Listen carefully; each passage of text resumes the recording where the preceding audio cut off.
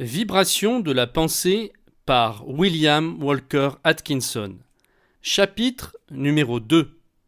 Les flux de pensée et les processus de reproduction. Comme une pierre jetée dans l'eau, les pensées produisent des ondes et des vagues qui se propagent dans le vaste océan des pensées. Cependant, il existe une différence. Les vagues faites par l'eau ne bougent qu'au même plan dans toutes les directions, alors que les flux de pensée bougent dans toutes les directions à partir d'un centre commun, tout comme le font les rayons à partir du Soleil. Tout comme nous sommes sur Terre, entourés par une grande mer d'air, nous sommes également entourés d'une grande mer d'esprit. Nos flux de pensée bougent à travers ce vaste espace mental, s'étendant dans toutes les directions. Mais, comme je l'ai expliqué, perdant de son intensité en fonction de la distance traversée, en raison des frottements occasionnés par les vagues qui rentrent en contact avec le grand corps de l'esprit nous entourant de tous côtés. Quelles sont les autres qualités des flux de pensée ? Ces flux de pensée ont d'autres qualités que celles des vagues dans l'eau. Ils ont la capacité de se reproduire eux-mêmes. À cet égard, ils ressemblent plus à des vagues de son qu'à des vagues dans l'eau. Tout comme une note de violon fera vibrer et danser le verre fin, une forte pensée réveillera des vibrations similaires dans les esprits aptes à la recevoir. Une grande partie des pensées directes qui nous viennent à l'esprit ne sont rien d'autre que des réflexions et des réponses aux vibrations d'une forte pensée envoyée par quelqu'un d'autre. Mais à moins que nos esprits ne soient aptes à la recevoir, la pensée ne nous affectera probablement pas. Si nous pensons bien et avons de grandes pensées, nos esprits acquièrent une sorte d'idée maîtresse correspondant au caractère des pensées que nous étions en train d'avoir. Une fois cette idée centrale établie, nous serons aptes à attraper les vibrations des autres esprits qui sont sur la même longueur d'onde et liés à la même pensée. D'un autre côté, il faut se laisser habituer au fait d'avoir des pensées au caractère différent. Et bientôt nous bousculerons la loi et l'ordre des pensées émanant des esprits des milliers de personnes pensant la même chose. Quel type de pensée captons-nous automatiquement ?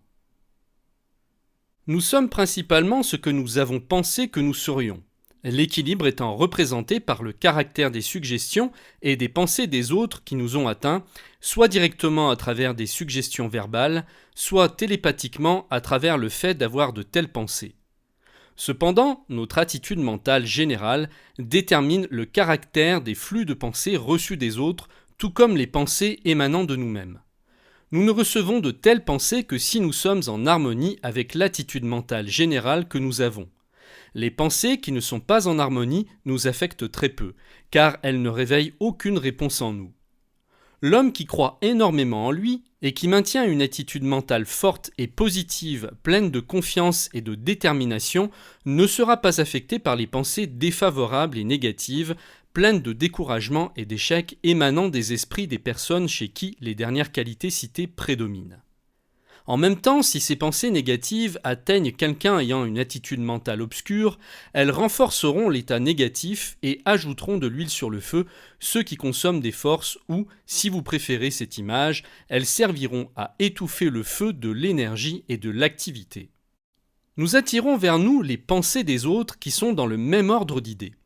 L'homme qui pense au succès sera apte à être en accord avec les esprits des autres qui pensent la même chose.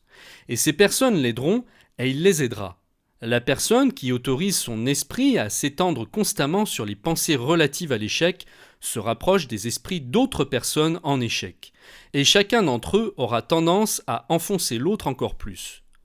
L'homme qui pense que tout est malsain est apte à voir tout ce qui est malsain et sera plus mis en contact avec les personnes qui sembleront prouver sa théorie. Et l'homme qui cherche le bien dans tout et tout le monde attirera plus certainement vers lui les choses et les personnes correspondant à sa pensée. Généralement, nous voyons ce que nous cherchons. Vous serez capable de comprendre cette idée plus clairement si vous pensez aux instruments sans fil de Marconi qui reçoivent seulement les vibrations de l'instrument expéditeur qui a été mis en accord sur le même ton, alors que les autres télégrammes passent à travers l'air voisin sans même affecter l'instrument. Comment attirer les pensées de succès ? Si nous avons été découragés, nous pouvons être assurés que nous sommes tombés à un niveau négatif, et que nous avons été affectés non seulement par nos propres pensées, mais que nous avons aussi reçu des pensées dépressives, des caractères similaires, qui sont constamment envoyés à partir des esprits des autres personnes infortunées, qui n'ont pas encore appris la loi de l'attraction dans le monde des pensées. Et si nous atteignons occasionnellement les sommets de l'enthousiasme et de l'énergie, nous sentirons rapidement l'afflux de pensées courageuses, énergiques, audacieuses et positives envoyées par les hommes et femmes du monde. Nous reconnaissons cela facilement quand nous entrons en contact personnel avec les gens et que nous sentons leurs vibrations dépressives ou revigorantes selon les cas. Mais la même loi s'applique quand nous ne sommes pas en leur présence, bien que ce soit moins fort. L'esprit a plusieurs degrés sonores, allant de la note positive la plus haute à la note négative la plus basse, avec beaucoup de notes entre les deux, différentes au niveau sonore en fonction de leur distance respective de l'extrême positif ou négatif.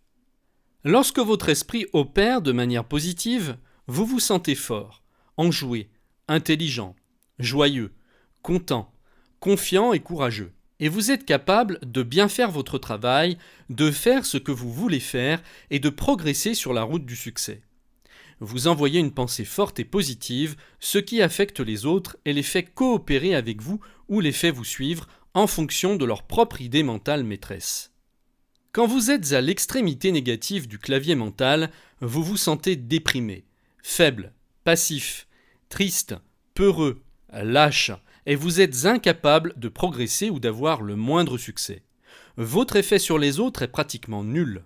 Vous êtes mené plutôt que vous en menez, et vous êtes utilisé comme un paillasson humain ou comme un ballon de foot par les personnes plus positives. Vous avez le pouvoir de devenir positif. Chez certaines personnes, l'élément positif semble prédominer. Et chez d'autres, la qualité négative semble être mise plus en avant. Il y a bien sûr beaucoup de degrés différents de positif et de négatif, et B peut être négatif envers A, tout en étant positif envers C. Lorsque deux personnes se rencontrent, il y a généralement un conflit mental silencieux dans lequel leurs esprits respectifs testent leurs qualités positives et règlent leur position dans la relation en fonction de l'autre. L'ajustement est souvent automatique, mais parfois le problème est si intense, les adversaires étant si bien assortis, que la matière force le chemin dans la conscience des deux personnes. Parfois, les deux parties se ressemblent tellement dans leur degré de positivité qu'elles n'arrivent pas à se trouver mentalement. Elles ne sont jamais vraiment capables de se trouver et elles sont soit mutuellement repoussées et séparées, soit elles restent ensemble en ayant souvent des conflits et des marchandages. Nous sommes positifs ou négatifs envers quiconque avec qui nous avons des relations.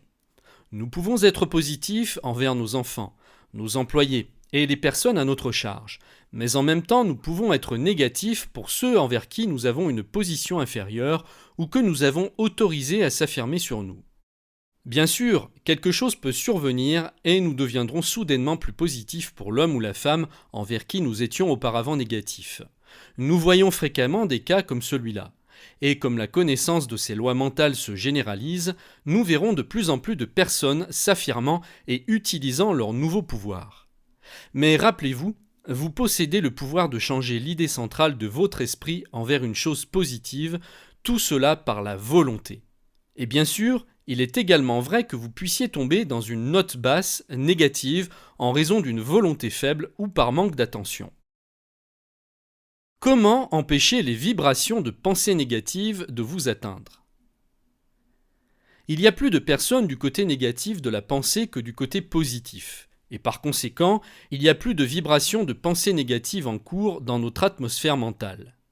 Mais, heureusement pour nous, cela est contrebalancé par le fait qu'une pensée positive est infiniment plus puissante qu'une pensée négative, et si par la force de notre volonté nous atteignons un niveau mental plus élevé, nous pouvons faire taire les pensées déprimantes et nous pouvons attraper les vibrations correspondantes à notre attitude mentale modifiée. C'est l'un des secrets des affirmations et des autosuggestions utilisés par les diverses écoles de sciences mentales ou autres cultes de nouvelles pensées. Il n'y a aucun mérite particulier dans les affirmations de ces pensées, mais elles servent un objectif double. Elles ont tendance à établir de nouvelles attitudes mentales à l'intérieur de nous-mêmes et agissent merveilleusement bien dans la construction du caractère, c'est-à-dire la science de la transformation de nous-mêmes. Elles ont tendance à améliorer l'idée mentale maîtresse afin que nous puissions bénéficier des flux de pensée positifs de ceux qui sont dans le même état d'esprit que nous. Que nous croyons en elles ou non, nous faisons constamment des affirmations. L'homme qui affirme qu'il peut et va faire quelque chose et qui le fait sincèrement développe en lui-même les qualités favorables au bon déroulement de cette chose et en même temps met son esprit au bon niveau pour recevoir tous les flux de pensée pouvant l'aider à faire cette chose. Si d'un autre côté, quelqu'un dit et pense qu'il va échouer, il étouffera et éteindra les pensées provenant de son propre subconscient et qui ont pour but de l'aider, et en même temps, il se mettra en accord avec la pensée d'échec de ce monde. Et il y a plein de pensées de ce type autour de nous, je peux vous le dire. Comment faire pour capter les pensées positives ?